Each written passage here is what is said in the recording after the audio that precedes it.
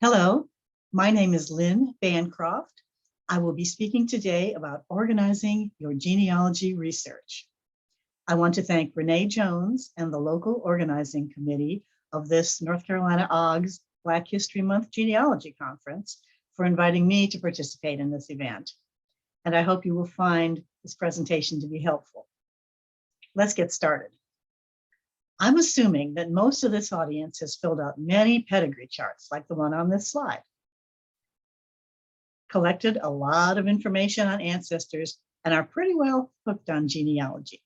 Once we catch the bug, we enjoy seeking out everything we can about each of our ancestors, learning not just their names and critical dates, but also gathering their stories, pictures, backup information, etc., whatever we can find on those who came before us. It's a really wonderful, rewarding pastime, but there is a downside. Does this look familiar? Soon we may discover that we're overwhelmed with scraps of paper, folders, stacks of books, photo collections, emails, and computer files galore.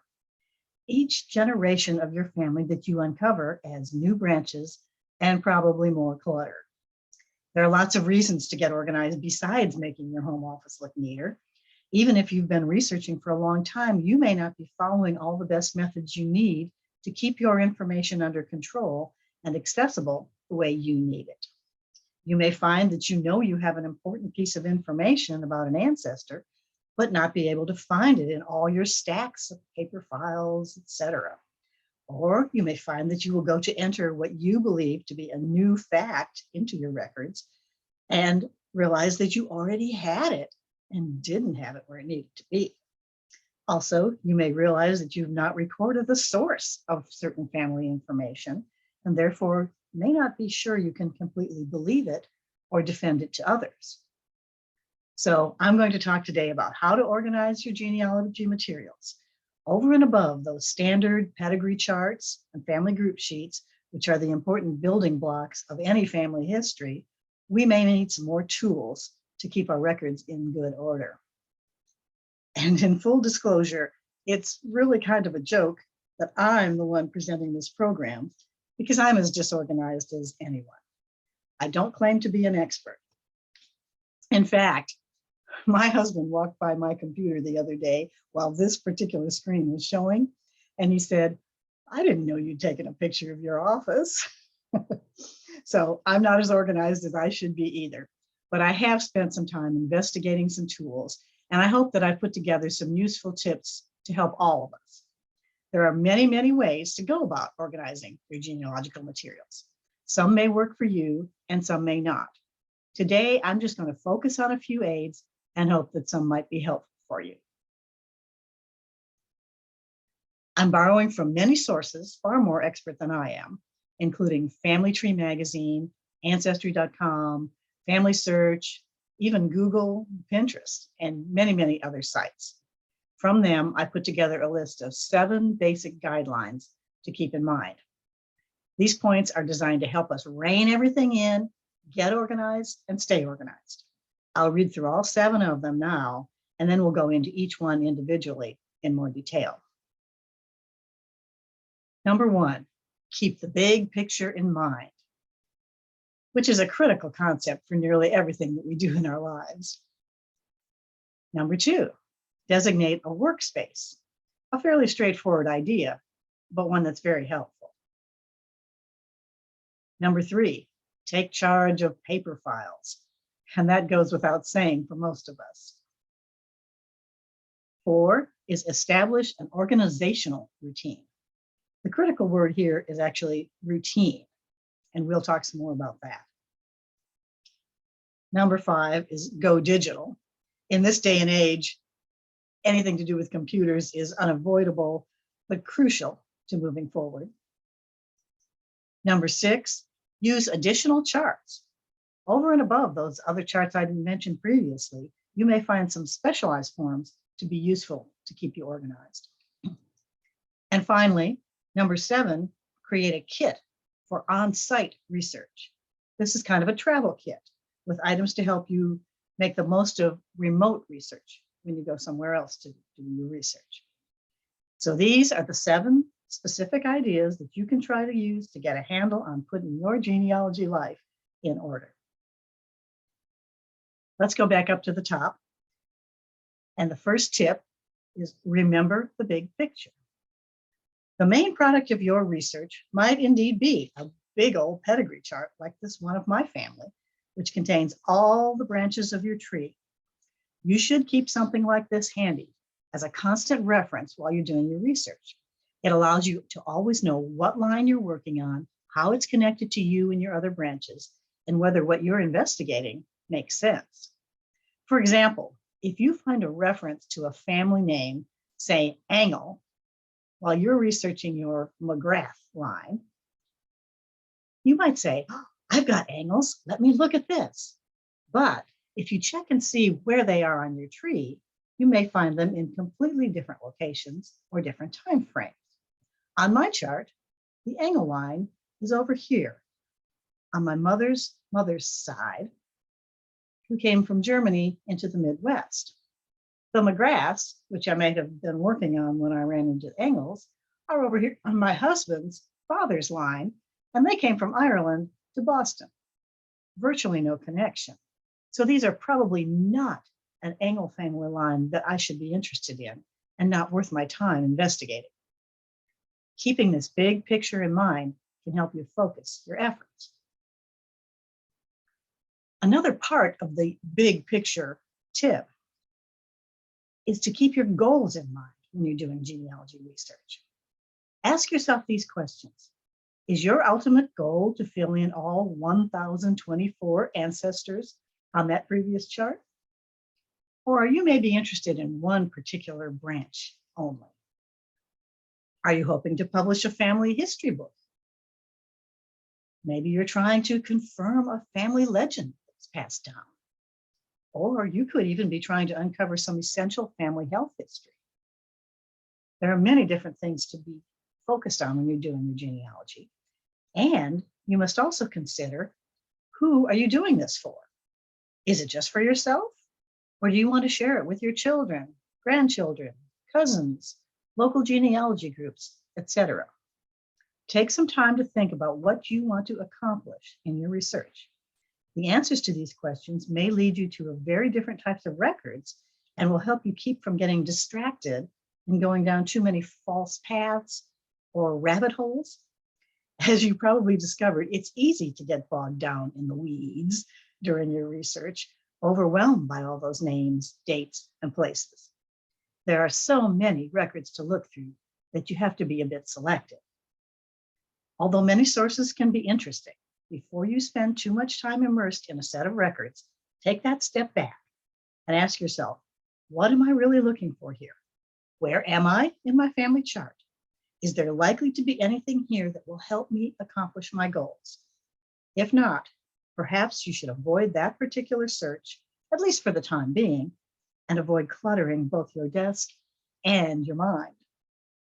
Make it a habit to regularly regroup and recount what you already know, what you're looking for, and where to go next. Keeping your goals and that big picture in mind should keep you from getting lost in the weeds and will help save you time and frustration and keep you on track. The second tip, designate a workspace. This doesn't have to be a huge fancy office, but do try to carve out some space in your home where you can keep your files all together so you don't have to drag them out of the depths of a closet every time you want to do some family history work. It may just be a corner of a bedroom, a few drawers in your dining room hutch, or even shelves in your family room. No matter where you settle on this, you want it to be dedicated to genealogy, not mixed up with your electric bills and things like that. If you don't have a lot of space, experts suggest some creative ways to do this. You can usually find extra space by going up. So look for some kind of vertical shelving for your books and files. Another tip is to use the walls. A corkboard, chalkboard, or even notes on the wall, as in this picture, can keep you on track. And you can even get a decorative ancestor chart to keep on the wall as part of your decor in addition to having it for a handy reference. Thirdly, you can also get attractive boxes to hold your files and your supplies. Put the labels on the bottom of the boxes so they won't show, but will still allow you to keep them handy and easily find what you want. An important aspect of any workspace is that it must be comfortable for you. A comfortable chair, work surface, and way to access your files are critical, or you will not be able to give your research the attention it deserves. The next point from the pros is to take charge of your paper files. Now, even if you're really, really comfortable with computers, programs, and latest technology, spend most of your time on the computer in the electronic files when you're doing your genealogy. There will be paper, probably lots of paper. You just can't avoid it. The suggested ways to manage this accumulation of paper are to follow these steps. First, set up a filing system, just as you would for bills and personal papers, etc. Generally, it's recommended to use either binders or folders. You should decide which format you will use, one or the other. If you're going to use binders, then, like the photo on the left, get a binder for each major surname in your family. If you want to use file folders, then similarly, create a folder for each name. Next, sort those files by surnames and color code the files, if that helps you. Like the photo on the right, divide your family branches into different colors. A common practice people use is to choose 4 basic colors, one for each of their grandparents' lines. Then, the last thing is to organize these files, either alphabetically or by family branch is generally the best way to do it. If you haven't already done something like this, do take the time to do it. It's not a lot of fun, it takes a while, and sometimes you're not sure exactly where to file every single item. But do the best you can. It is well worth your while. When you go looking for Aunt Bessie's will, you should have established a system to help you know where to look. Another benefit of tackling this project is that you will likely come across duplicates of papers that you can then discard and reduce your overall clutter. Most experts recommend that you put a family group sheet at the front of each folder or binder to help you keep track of that family branch. They also suggest that you transfer all notes that you've taken to standard 8.5 by 11 sheets of paper, so that the scraps of envelopes and napkins and who knows where you've taken notes don't slip down into your folder and get lost. That's an interesting tip. There are many ways to organize the records in each family file. Once you've gotten them color-coded, you can do it chronologically for the people, alphabetically, whatever. You can find lots of examples online of ways that people organize things. Whichever way you do it, the key is to be consistent, because this system has to work for you. It has to make sense for you. It's the whole reason you're doing it. It has to make things easier for you to find. In the long run, if you spend the time up front, it will save you much, much more time and frustration. The fourth tip that I found is to establish a routine. And this is probably one of the hardest things to do for most of us, but it is very critical. The first component of this tip that's advocated by the specialists I've discussed is to create an inbox. Rather than leaving those scraps of paper and copies that you made in your research bag, or just piling them up on the stacks in your desk, actually designate one single place for new information to be processed. Secondly, create a to-do file. As you know, nearly every time you uncover a new piece of information about your family, it leads to other possible things to look for. Maybe it suggests a new court record to investigate. Perhaps it brings up a question you should ask Cousin John. When you think of these things, add them to your list of things to do before you forget them. Then you will have one place to look for all your tasks. You can prioritize them and be much more efficient about actually getting them done. And the third leg of this routine process is to choose a regular time to work on your genealogy. Maybe on Sunday afternoons or every other Saturday morning, the first day of the month, whatever you think would work for you and something that you could stick to.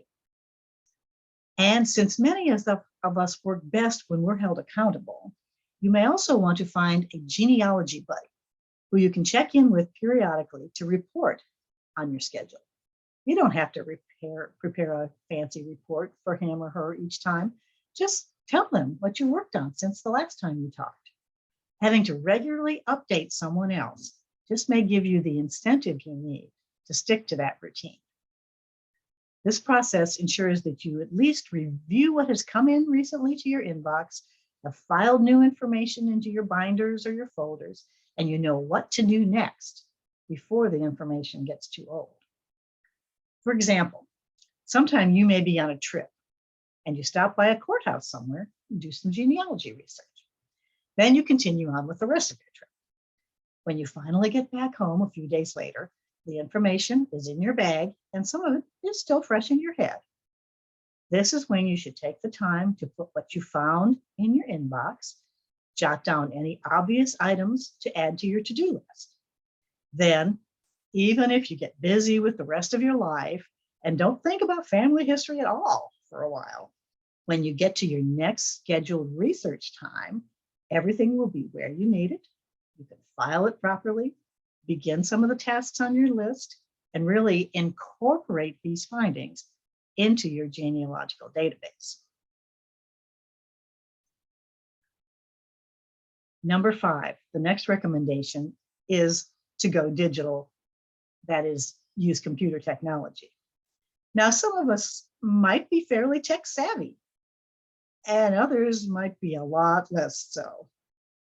But regardless, it's really hard in this day and age to do any significant genealogy research without using at least some computer technology.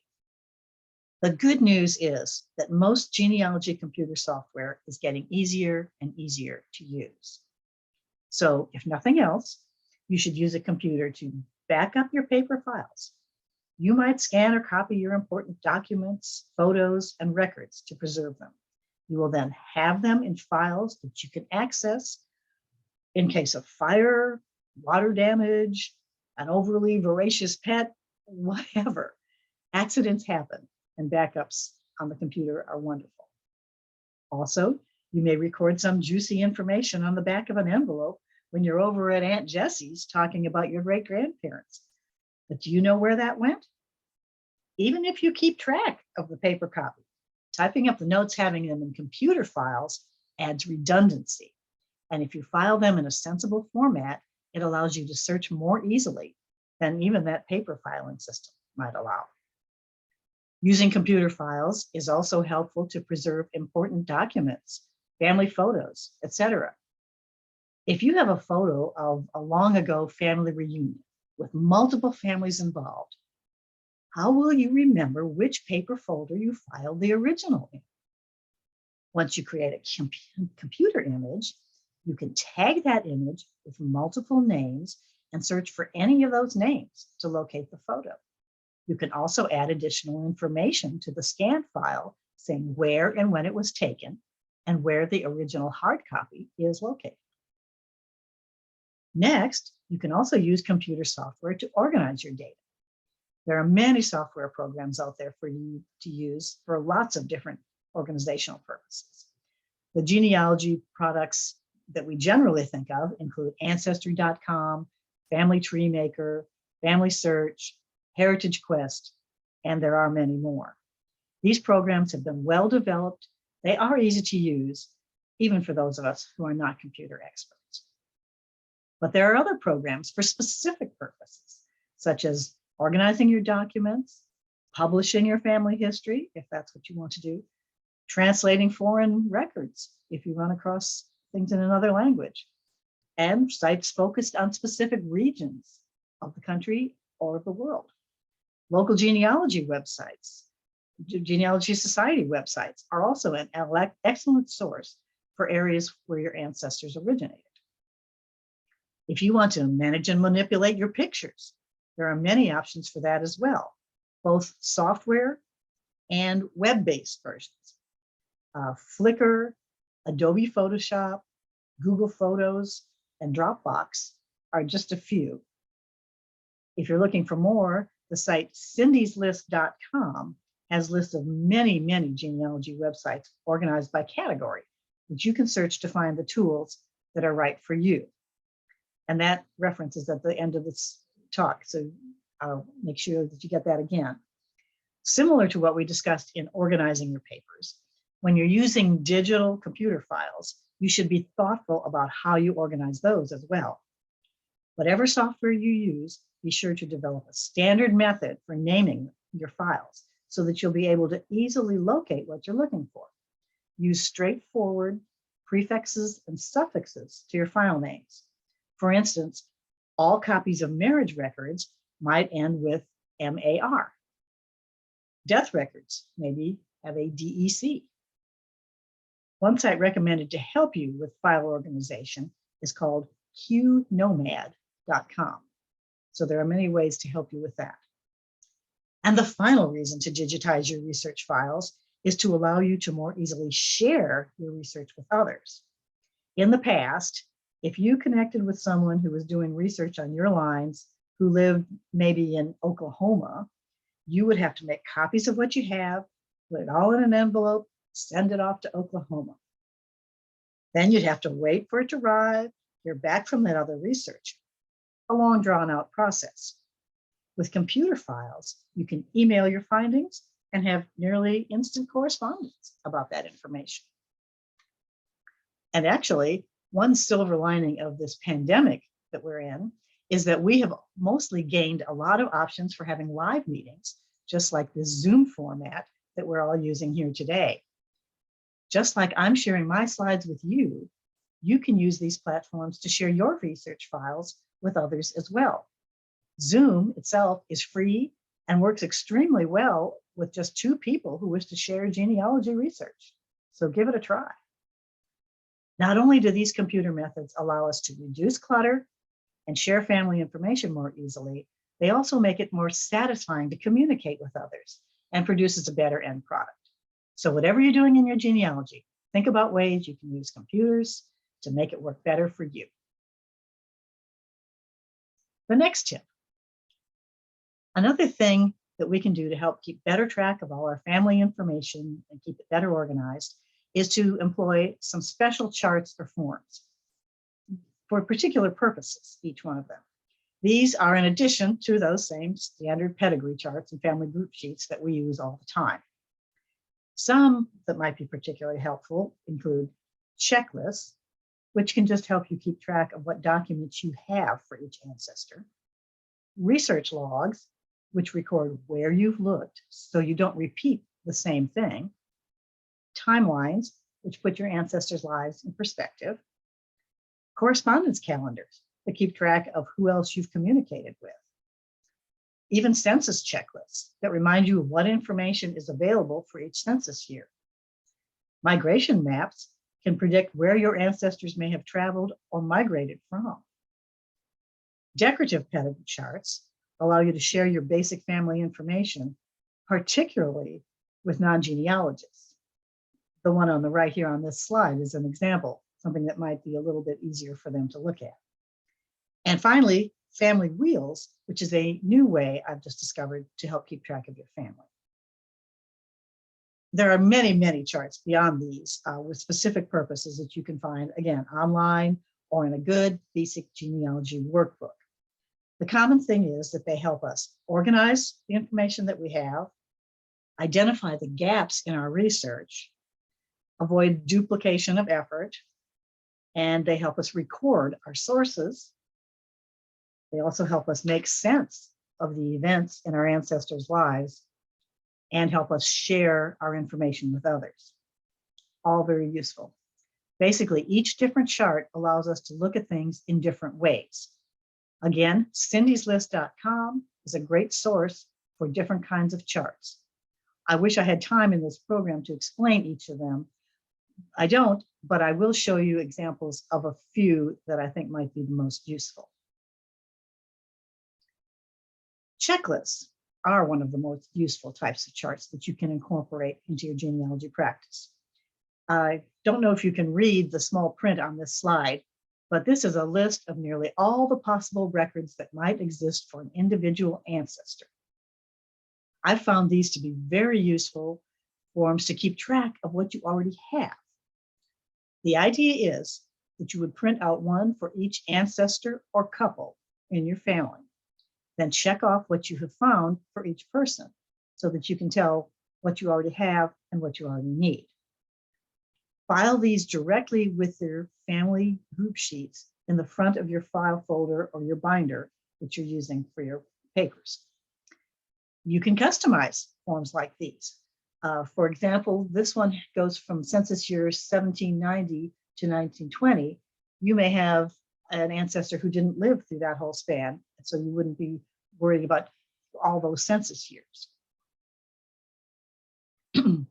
Not all of your ancestors may have owned land or served in the military, so you wouldn't need to check them off on this checklist. But a checklist still gives you a convenient way to look at what you have and what you still need. And examples of these charts, again, are available online, or you could actually just make your own using Microsoft Word. Just take a combination of sources from all different places of the things that you think are the important things you would need to know for each ancestor, each source you would need to have checked, and make a listing of it in Microsoft Word. In any event, they're very useful. The second type of specialty chart is research logs.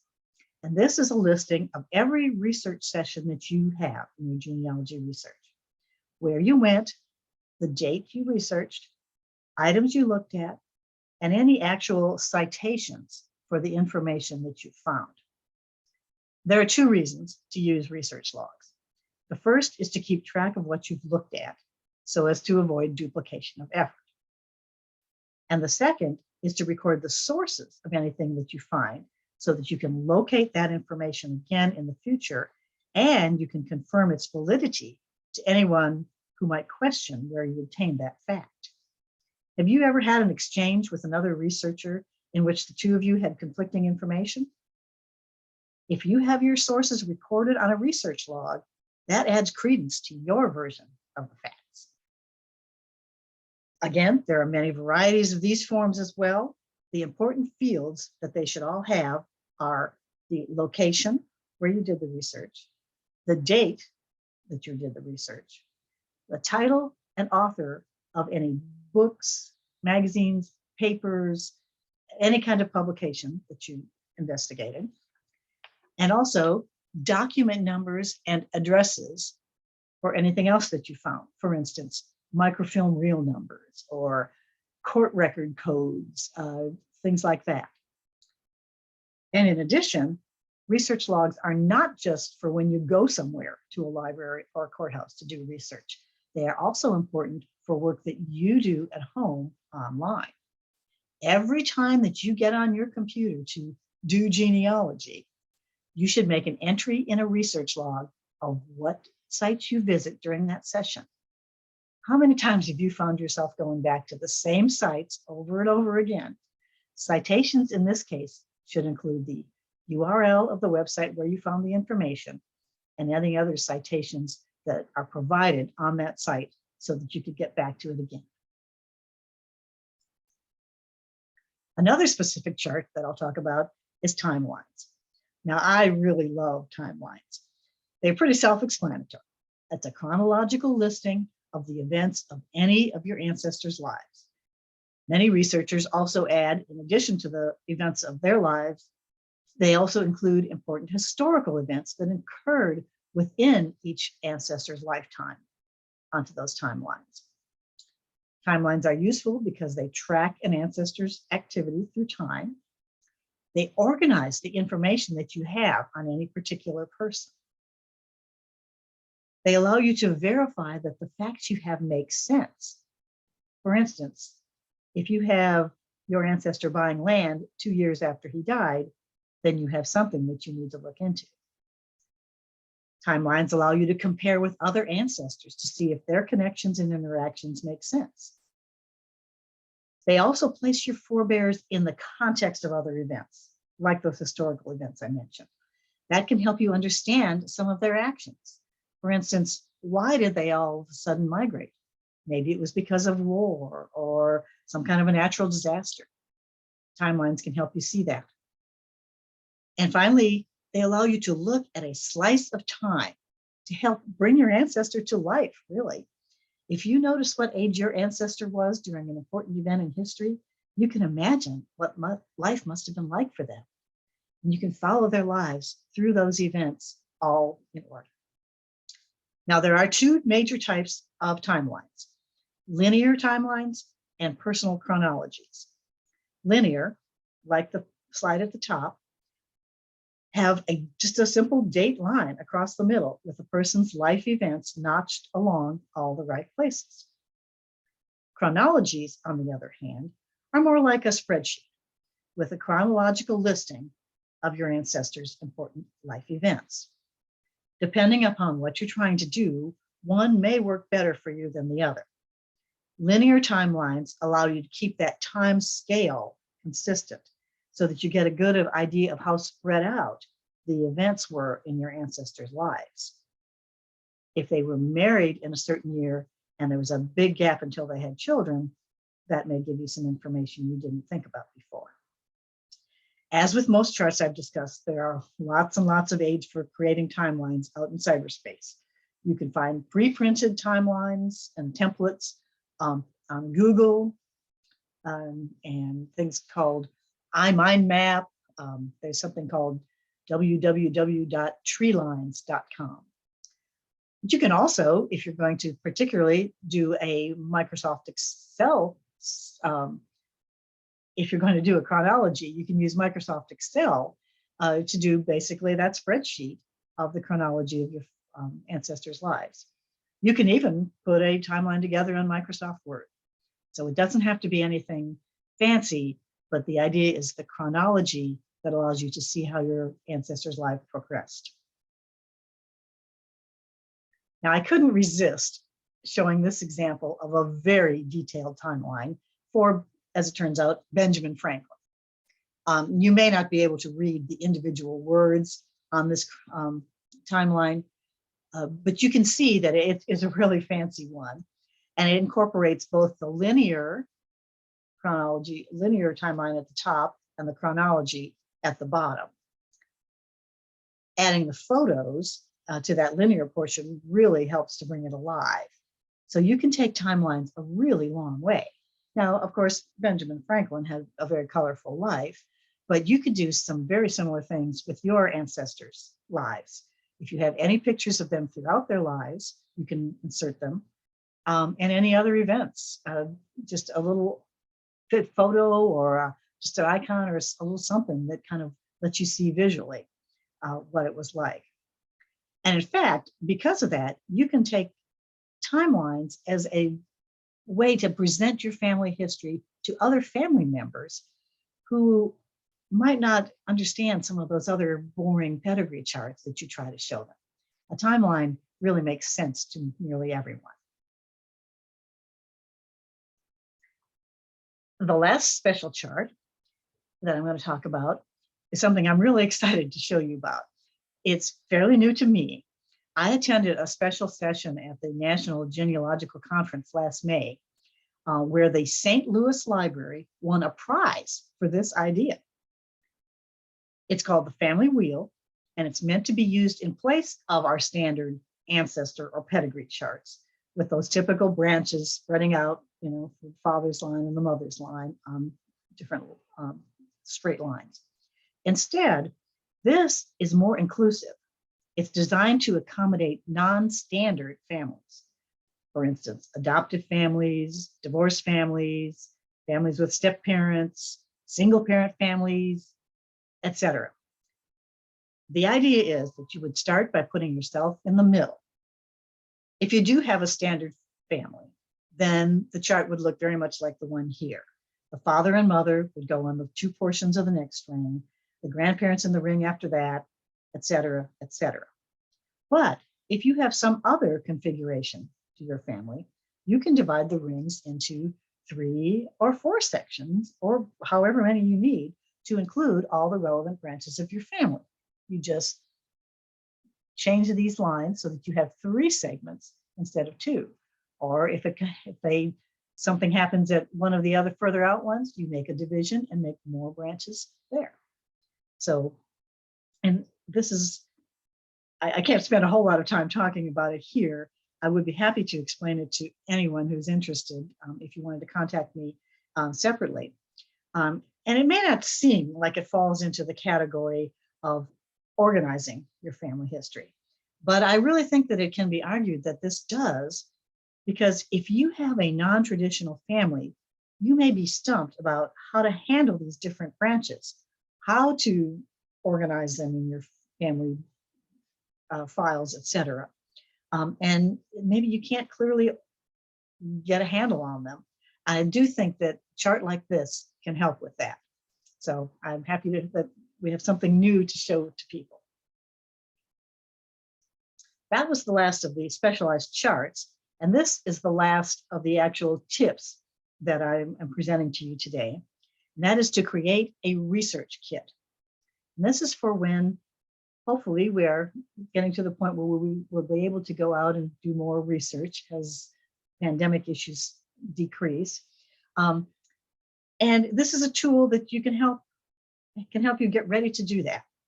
It's worth your time to create a research kit or bag or box or whatever that you would keep stocked with the tools you might need when you're away from home doing any kind of family history. This is helpful even if you're just going to visit family members, because you never know when a pertinent family history discussion might break out in the middle of a family dinner, right? If you have these tools on hand, it can really help you get what you need. The basic items that most people would need to include in such a kit would include a notebook, pens or pencils, coins or small bills if you're going to a library or place with copy machines, a flash drive, which goes back into that digital thing we talk about in today's world, sticky notes for when you're going through books, you want to mark pages that you want to copy or return back to, paper clips to keep your copies together in organized groups, and a travel binder, which we'll talk about in a little bit more detail. You may want to add other items too, as you see fit. Maybe you want a small magnifying glass so that you can look at that really tiny print. Perhaps even a small recorder for interviewing elderly family members, although you can probably use your cell phones for that these days. But whatever you think would help you are the items that you would want to put in a research kit. That last item that I said was a travel binder, and let me just go into that in a little bit more detail. It's kind of like a mini office that you take with you. And what it should contain to help you with your research is a basic built-in pedigree chart for all your main research lines. So you have that handy. It's kind of the way to keep that big picture in mind that I talked about while you're traveling. Completed family group sheets, same idea. All the information that you need to have handy when you're doing research. A to-do list for doing research. You have a to-do list if you've organized your routine as described earlier, but some of those items are specifically for things to do while you're out at a courthouse or something. So you need to have that list handy. And then blank research forms for anything that you might be looking for. And of course, that research log that we talked about earlier as well. You want to record what you've looked at, what you found, so you don't lose that information. If there are other things that you wanted to add to either the travel binder or the research kit itself, that's great too. Whatever you think will help you. Just be sure to put it all in one place so it will be ready when you go out to do research. It will help your home office stay organized as well, since you will have what you need so that you can incorporate your findings back into your inbox and your well-organized files in your comfortable workspace when you return.